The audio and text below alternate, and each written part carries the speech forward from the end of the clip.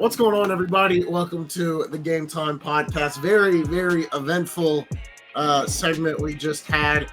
Before we get into previewing the next week of college football, you see it behind me. 1 week away from the first ever GameTime Live, September 28th, 11 to 12 p.m. Eastern.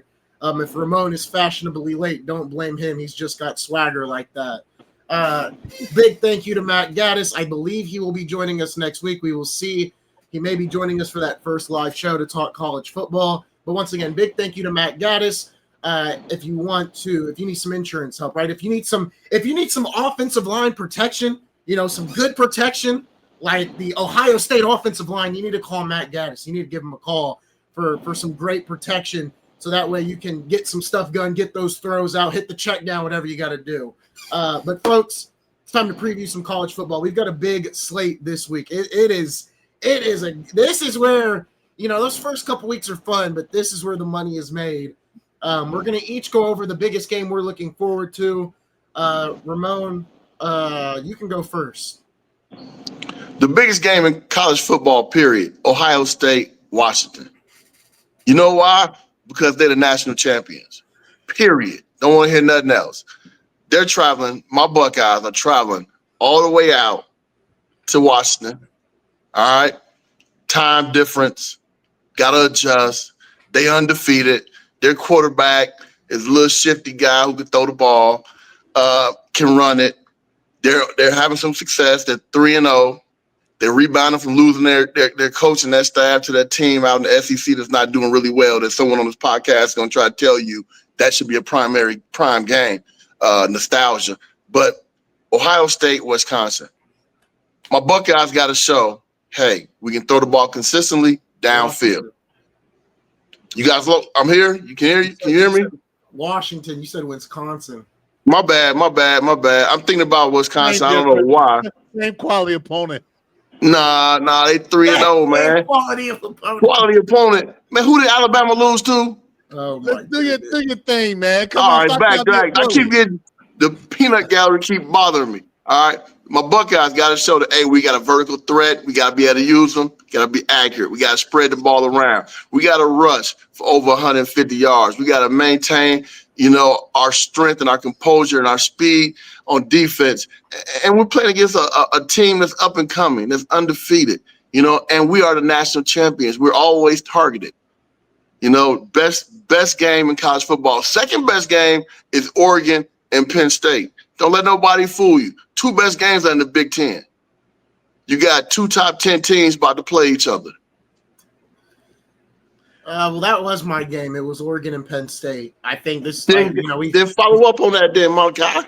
We talked about Aller and Franklin. They got to win a big game. They can keep getting to the playoffs, which is fun and dandy.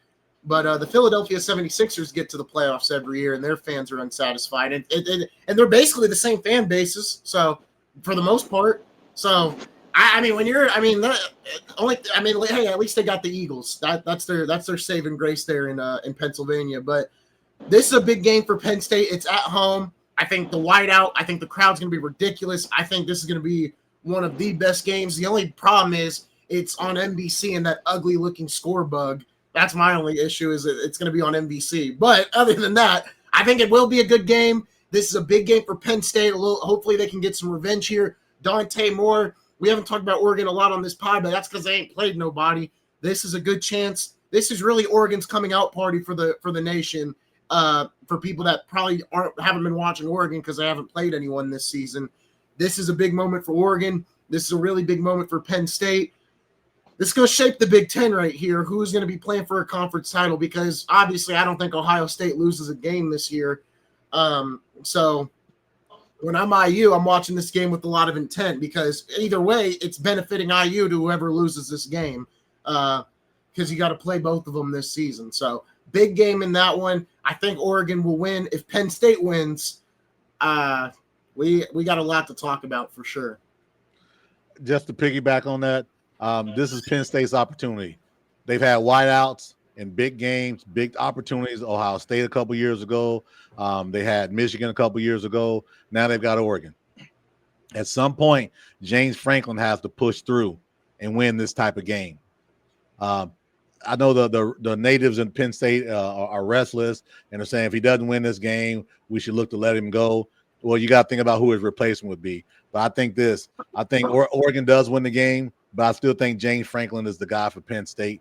I don't think he should be on anybody's hot seat because he continues to do a good job of recruiting. Just unfortunately for him, the big games he's got, Oregon and Ohio State, those teams are just more talented.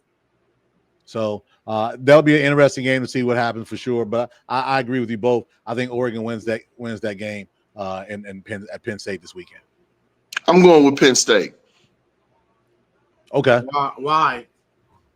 Because I said so. It's called contrarian, and that's okay. So, but the game of the week I'm looking forward to clearly is the Alabama-Georgia game.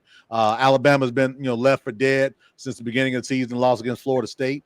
Had a couple of cupcake wins. Then they thumped a cupcake in Wisconsin. Supposedly they've gotten right. The quarterback has gotten better. Supposedly their reach has gotten better. We'll see. Right? I don't believe so. I think Georgia wins at home in this game by 10. But I could be wrong. We've been wrong about a lot of other things. Hell, I was wrong about Manning being a Heisman Trophy winner. So yes, you were. I like to be wrong about saying Georgia wins by 10 against Alabama. Yes, you were. Oh my goodness. Texas does not play this week.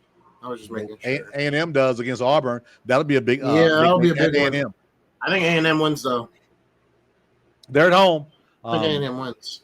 They'll be at home, and Auburn's licking their wounds from getting raked this past weekend. So we'll see. Ramon, what do you think? Auburn or A&M? Man, I don't care. It's the SEC. Nobody care but y'all.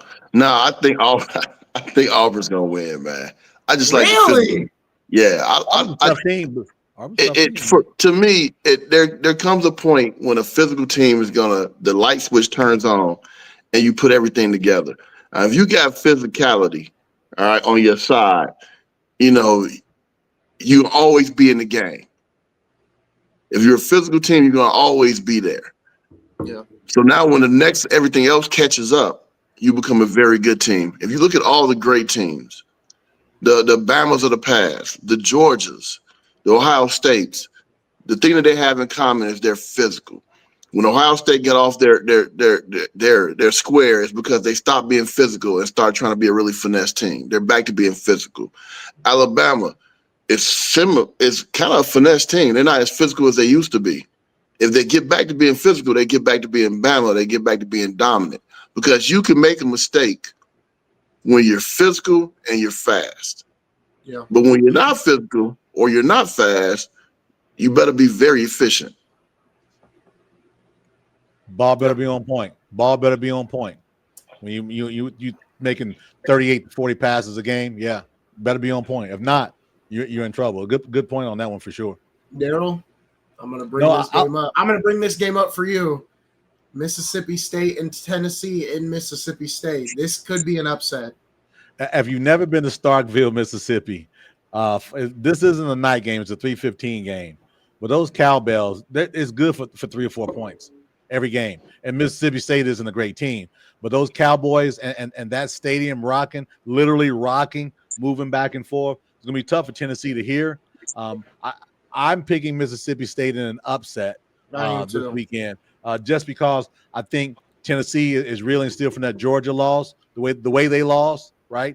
And then they're going to Stark Vegas. I wouldn't be surprised if Mississippi State wins. Not handily, but I can see, 27-21, 34-26, something like that. Ramon, any thoughts? I think it's a toss-up, man. I like the home advantage that Mississippi State always seems to have, and I'm not too big on Tennessee in big games. I'm just not. But Tennessee got some ball players, man. Yeah. Yep. They got some ball players, man. And if and when they do put it all together where they're dangerous on the road and at home, it's going to be a good program, like a real good program. I agree. Can you imagine they let Nico go to UCLA? He's trying Best to parlay decision they've ever $3 million deal, and the quarterback they've got right now is playing so much better than Nico. And it looks as though Nico left the team. I think he left the team for some personal reasons. Yeah, personal reason is the guy who was going to pacify me and protect me is gone. So now I may have to stand up to accountability and criticism.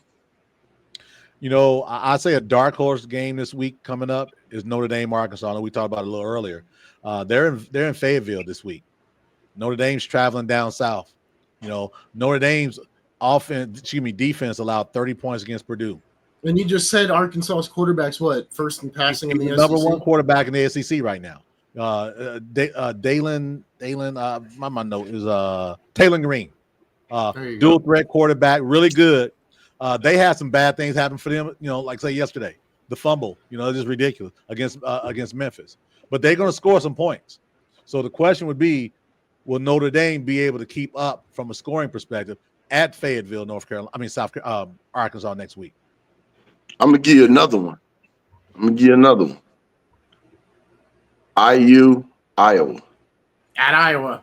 Yep. That's another At Iowa. It's Iowa's homecoming. That's a tough place to play. Yep. It's funny. Everybody used to have Indiana as their homecoming. They're still doing that, but now it's going to be a bigger game.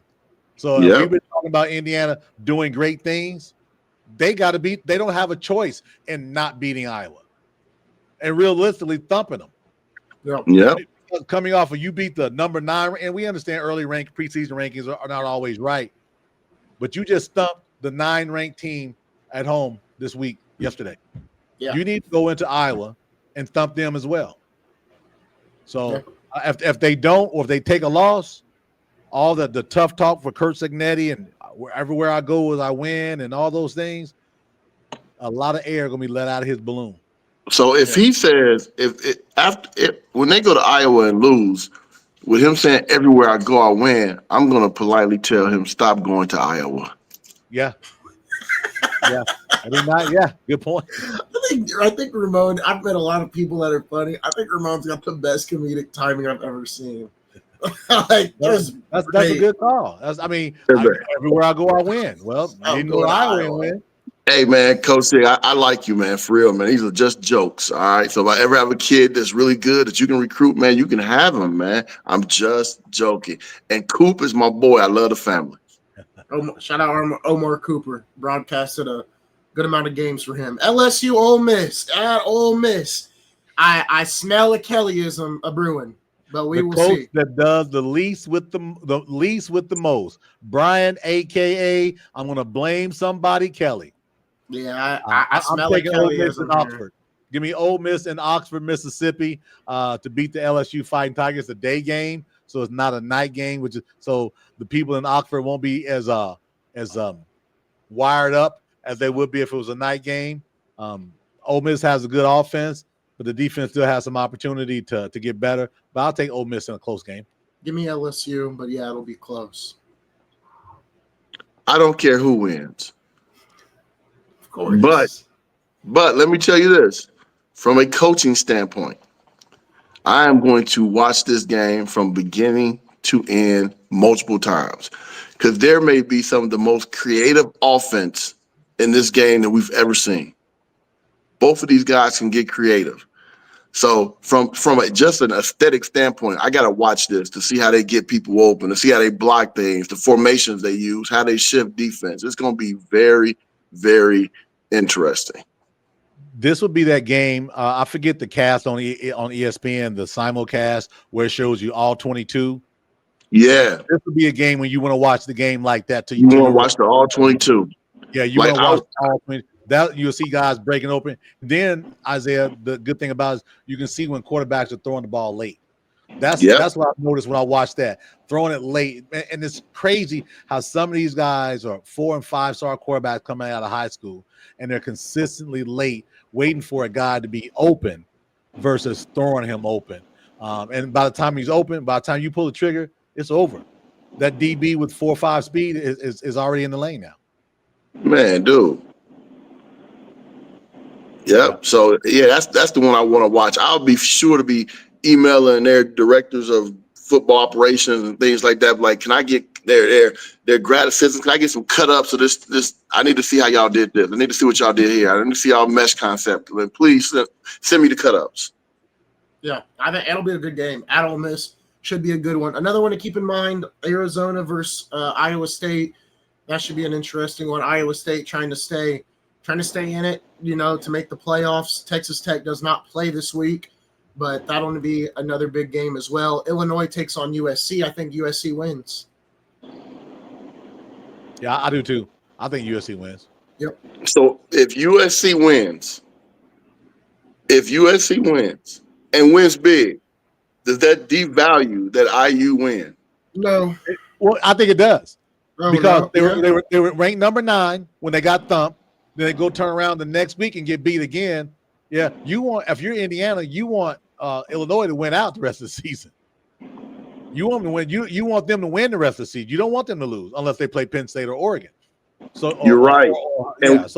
I think it does devalue it. But what it says though is how wrong we were again in those preseason rankings. I never bought Illinois. Well, I understand. I'm talking. They were 9th nationally, right? Yeah, I know it was a mistake. A lot of people saw that Clemson team was coming back. Clemson was ranked 4th. They got a lot of things wrong. Let me circle back then.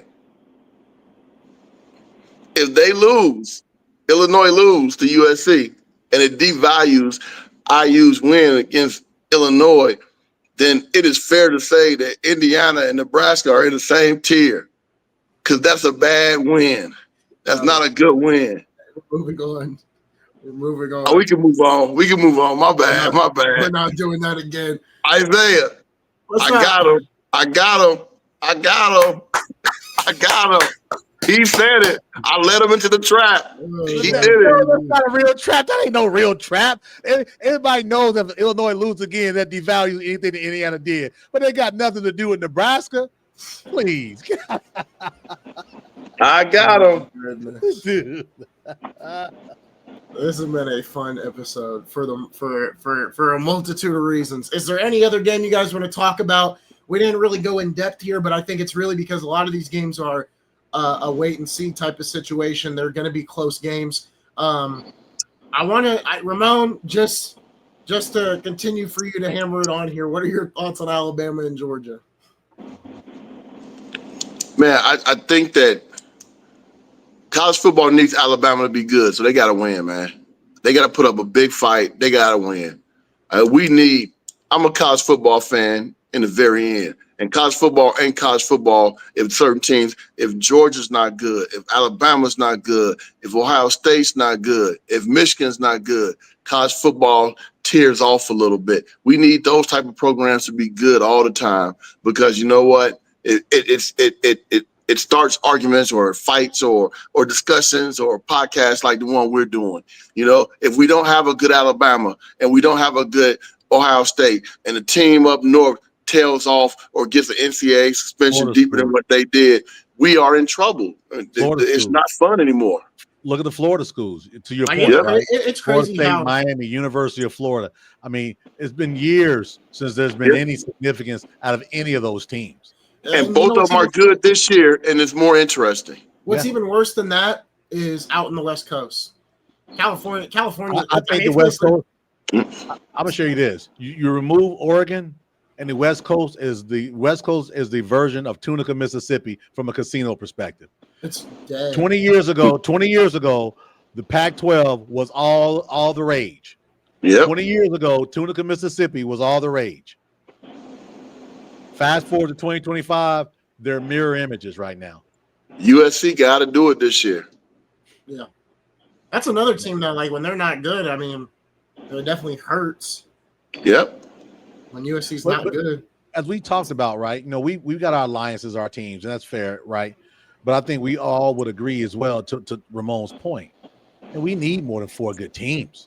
Yeah. We need 15 or 17. We need the discussions of Indiana versus Nebraska, Bama versus Tennessee, Penn State versus Ohio State. We need those to matter, because that's going to give our show and other shows more eyeballs, more talking points. And man, you looked at the games yesterday. I looked at about 5 or 6 games. I was captivated by multiple, and that's 10 teams. Yeah. I can remember back when there was only 2 games a week that you were pretty much interested in. Yeah. And that was it. So this is a win for all of us. Thank you to NIL. Thank you for the transfer portal. I wish they still would get some guardrails around it. I think it's going to be an opportunity for us to have some conversation when we go live to talk about some back and forth. But I like what's happening with regard to the disbursement of talent across the country. It's just unfortunate for the West Coast. Not many of them are going past the Mountain Time Zone. Yeah. The SEC is interesting. It's very wide open. I'm not really I don't buy Texas right now at all. I'm ready for them to play somebody and see, is Arch really back in form? Because you can run over a defender at Sam Houston State and do the stare down all you want, but it's Sam Houston State. So, okay, let's see what happens when you got to play some real competition in a couple weeks. But I think there was some conversation going on, because that was way out of character for Manning to do what he did, stand over the guy as he runs for the touchdown. So we think we know the whole stories, but I wouldn't be surprised if there's a lot of chirping going on during that time. But to your point, Isaiah, yeah, you can do it against them. Can you do it against LSU? Can you do it against Ole Miss? Can you do it against Georgia? All right, now let's see if you do that, right? No, I it's going to be interesting. I mean, right now, I don't know, man. I think it's a crime that Oregon's at 6. But I mean, if they beat Penn State, they'll move up. I don't think Penn State should be. I don't think they should be number 2. But that's the beauty, though. Yeah. That's what you just said is the beauty of it. Yeah. You had Illinois at 9. You had Oregon, I think, was 8 or something like that at the start of the season, if I remember right. Yeah. And now we're talking about Oregon, the way they played the last 3 weeks. They should be a top 3 team. But that's why they play the game. We got a big game coming this week against the number 2 ranked Penn State team in Happy Valley. So they go out there and thump them like we think they will. Now there's your rankings. Remember, it's 12 teams now. It's no longer 4. It's 12. Yeah. So yeah, that's why I love it. It all shakes out. It all shakes out. Final thoughts on this coming week. Here's a quick question. Go ahead. Penn State beats Oregon. Beats them. Don't blow them out, but beats them convincingly. Ohio State beats Washington. Do they flip? Penn State go to 1? Nah. Penn State can beat Oregon. Penn State can beat Oregon, but as much as I know it's a big win for them, it's not like it's very like hypocritical. But it's like if you beat Oregon, good, but it's a big game, but it's not the big game. Well, that's the second biggest game. If you would think, if you're talking like the Ohio State Texas game, I would say this: Ohio State 1, Penn State would be 2 if they beat Oregon in Happy Valley. But I don't think they jump. I don't think they should jump. I don't think they should jump Ohio State though. But I will definitely I will bump them up. And to your point, Ramon, I'm not talking about a win like Oklahoma got with 2 janky calls and being out physical. You're talking about if Penn State out physicals them and beats them, say 30-20, and maybe it was the last field goal that they got it to 20 or something like that. Yeah, exactly. I would say Penn State's number 2 and Ohio State's 1. That's what I would say. Yeah, I mean, if you told me to bet right now on a national champion, I'd probably say Ohio State goes back to back because they've just looked like I think they've been clear for, other than week 1, which that was just a defensive battle. I think they've been far and ahead the best team in college football. I don't think it's been close. I don't think there's a team that close to them. I think Georgia, this is really the week for Georgia to, after the close Tennessee game. I think we all know our thoughts on LSU with Brian Kelly. I think Oregon is going to be interesting when they play Oregon. I think that's going to be also another telltale sign for me about Oregon. If they beat Penn State, cool, you're expected to beat them. But if you can go in and beat or keep it close with Ohio State or whatever, because I think they'll play in the Big Ten title game, you do that, it shows me where Oregon is. Not saying the teams in the SEC don't have a shot. I'm just saying right now, that Ohio State team can match up with any of those SEC teams and win for sure.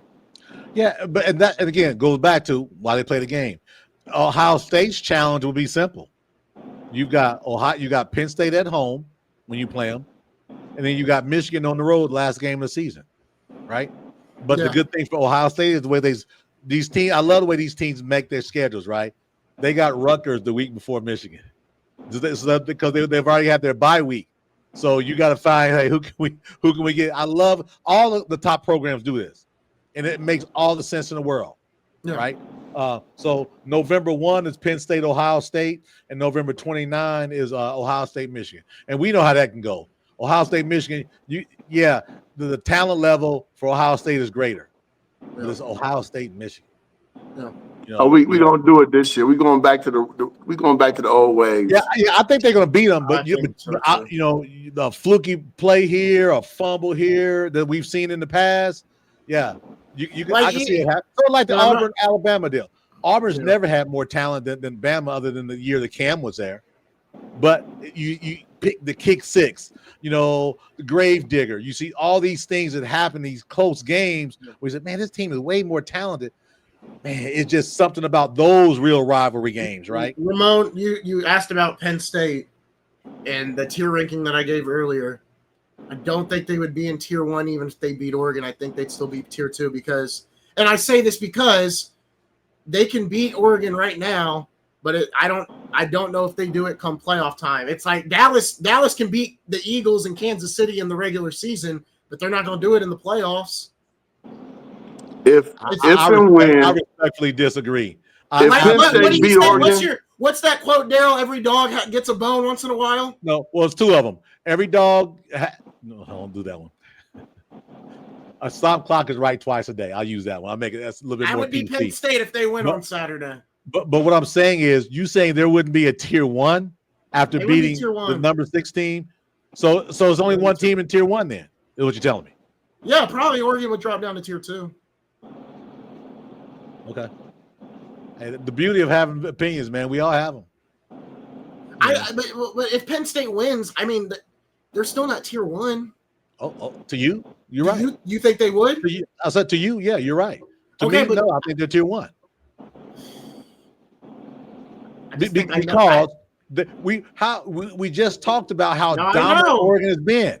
So if you go out and you beat a dominant Oregon team by 10 points, and you're the number 2 ranked team in the country, you wouldn't be tier 1. But in my mind, I know Penn State's still not. No, that's because you have a bias about Penn State not winning the big games.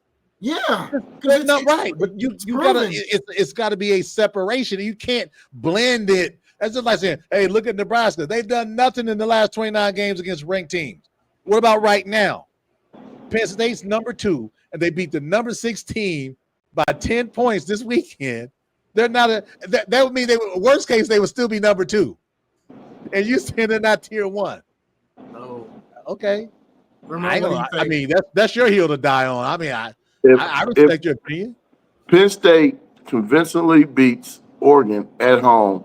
They have introduced themselves to the bottom of tier 1. They are tier 1 or tier 2. They're tier 1. They're the bottom of tier 1, but they're tier 1. Tier 1. That's what matters, right? In my view, tier 1. Yeah, they're tier 1, man. They're going to get votes to be. And the reason why Ramon brought up does Penn State propel over Ohio State, because he knows and I know there's going to be many voters that are going to vote Penn State as number 1. Yep. He that's why he said that. Again, we can shake our heads all we want. It's going to happen. If and we can always say if it's a lot of things, but if in fact they beat Oregon, they're going to get many votes for number 1. Yep. And there's going to be a lot of talk because the Ohio State fatigue, the Alabama fatigue. Oh, here go Ohio State again. Any way we can bring them down, we'll do that. And this too, Oregon may be a better win than Texas. Yeah, as the season goes, tell me about it, right? Yeah. Well, Texas takes 2 more losses. You just said, Isaiah, you weren't convinced. So that was an easy win for Ohio State then, right? No, it wasn't an easy win. They got about 15 pros down there in Texas. But the point being is they lost. So, yeah, that's why this beauty of this debate conversation, right? I absolutely think they're tier one. And hell, there'll be argument for them to be the number one ranked team in the country. Yep. Yeah. Well, but that's the beauty. I keep saying, but that's the beauty of this thing, man. We gotta embrace it. That's a great way to cap it off. It is the week of the Big Ten. I can't deny there with Ramon. I think the Georgia-Alabama game is going to be interesting. LSU, Ole Miss is going to be interesting. Go watch college football this weekend. Watch some NFL today, folks. You guys have a good day. Once again, big thank you to Matt Gaddis. Remember, Game Time Live, September 28th. Ramon will be there. Darrell will be there. I will be there. It's going to be a good show. You're going to see Ramon freeze live, so it's going to be all fun and games. We're going to have a good one. No doubt. If we can bring the energy that Darrell and Ramon had against each other today, if they bring that next week on the live, it's going to get a little nuts. I think I text Ramon, one day this week, and I thought I was going to wake up in a better mood on Sunday because I had some other stuff going on and everything like that. But I like the energy, man. The conversation piece. I like it. But that is going to do it. Ramon, you got any final words before we get out of here? Yeah, one. OH. Oh, yo! Shout out AJ Hawk. Buckeye. I'm going to start singing. Dude, I got to sing the praises of the Big Ten. Best college football conference. And you're right. Well, I wouldn't say that. But you're right by giving the Big Ten props. They are definitely on the come up. And they got some hellified talent over there in the Big Ten. Well, and we all need to learn the words to Carmen, Ohio. They're not the Big Ten. They're the Big 18. So stop calling them the Big Ten. They're the Big 18. Hey, your mama named you Big Ten. I'm going to call you Big Ten. The Big 18. Yeah. Well, folks, that is going to do it. It's been an eventful episode. Like and subscribe. Follow us on TikTok. We are going to have another video coming out with more info about the live stream show sometime this week. But that is going to do it, folks. We will see you guys for more content this week, probably around the NFL. It'll probably be me and Darrell recapping that here soon. That's going to do it, folks. We'll see you next time here on the Game Time Podcast. Friends, family of the Game Time Podcast, do me a quick favor. All right, reach out and get your T-shirts. If you look to the right of me or the left of me, you'll see both of my colleagues have these beautiful Game Time T-shirts. Yeah, man, check it out. You see it right here, the logo that you see on the pod. What you don't see is me with one because they forgot to give me mine. So you go get yours before I get mine, all right? Because you're closer to the family than I am because they left me out. I love those two, like cooked food, but they left me out. But you know what? They won't leave you out. Contact Isaiah, contact God. You can even contact me, and maybe we'll get ours together at the same time. All right? We might. Get in touch with us for details. We'll take care of you. Absolutely. Rock the Game Time. Game Time Podcast. That is right, folks. We are officially selling shirts. If you have any interest in buying them, let us know. $20 is the price for that. We're a startup selling them, so maybe Darrell will be nice. And, maybe some flexibility. You never know. Just reach out and see. These aren't free, but hey, we have some opportunity to put our word out there. The Game Time Podcast as we continue to grow, for sure. It's all about support. So if you guys do want to support us, make sure you guys do let us know. Just something we're starting up. Just gonna see how it worked. We originally got them made for the pod, but then. We had a couple people reach out to me and Darrell about maybe wanting to buy some. So we were like, you know what? Why not make an announcement video? So if you're interested, please let us know. And we will see you guys next time right here on the Game Time Podcast.